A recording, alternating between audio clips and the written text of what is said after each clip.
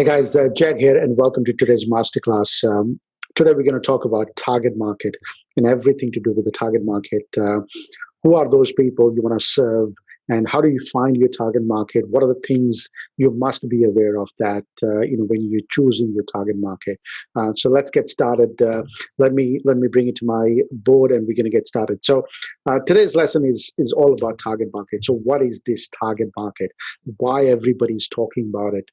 One of the biggest reasons is to have a target market is because we want to have this thing called target, right? So a lot of people out there, if you want to start a business, you want to scale your business, you want to take your business to the next level, one of the things we must be aware of that is, we must know that who we want to speak to.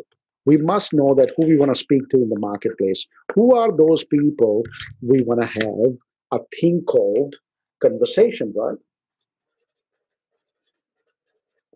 If you know who they are, it makes it easy to have a conversation, because if you don't know who they are, it's just going to be really, really, really hard to have a conversation. So what are the things we must be mindful of? What are the things we must be aware of that, right? So when you get started with the target market, number one thing, when people look for the target market, my suggestion would be stop looking at the thing called crowd and start looking at individuals. Meaning that you must have one or two people in your mind when you're trying to define your target market. So what are those things you must be aware of, right? So the way we define the market is like this. So if I have this market, my market is based on demographics, meaning that what's the age, what's the gender, what's the income look like, what their marital status look like, what's their ethnic background look like. So they are the demographic kind of thing. A lot of people kind of stop at that demographic, right? They just have that and they stop from there. But I want to give you three more after that. So number two is, if you want to look for, is thing called psychography, right? Psychography is really important. The reason it's important is because a 35-year-old male living in one suburb, Melbourne, thinks and believes completely differently compared to the one lives in Queensland or one lives in the US, right? So psychography is all about your activities, so, all about what do you believe in, what's your values, what's your attitude, what's your belief system look like. So it's all about that. Number three is, if I look at it, it's all about your behavior. It's all about your behavior, right? So what is this what is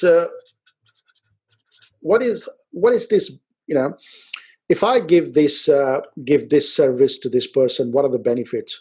What's their usage rate look like? What's their patterns look like? What's their behavior look like based on for this? Very specifically, like for example, do they buy my kind of services once a month, twice a month, three times a month? What's their behavior look like? And the last one is where they're based, right? Geolocation. Where are they based? Are they based here, local, international? Because somebody living in Melbourne is completely thinks differently, and does things very differently based on somebody lives in US or other part of the world, right? So these are the main things we must be looking for. So one of the important things you must know is stop talking to the crowd, start talking to individual people. And three things I want to give it to you before we depart from this. One is, when you're defining it, you must know one thing. Does my target market actually have money? Because if they don't have money, they won't buy anything from you, right? So a good friend of mine wanted to serve people who are on welfare, right? So, your intention might be good, but they just don't have money to pay you. Number two is, are they willing? Are they willing to spend the money as well? Another friend of mine, a client of mine, became a friend later down the track, is wanted to serve IT contractors. IT contractors have good amount of money, but they were not willing to spend on that, right? Very specifically. So number three is, who's serving them right now? Where are they buying from this? So remember this one big thing. It's easy to make people switch, then change.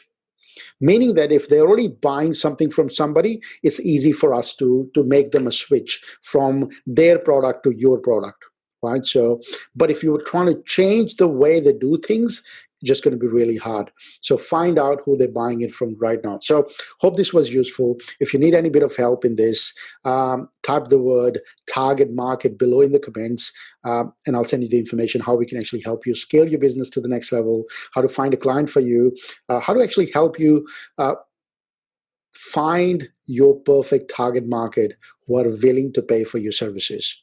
All right, that's it for me. Thank you for your company, and I'll speak to you later.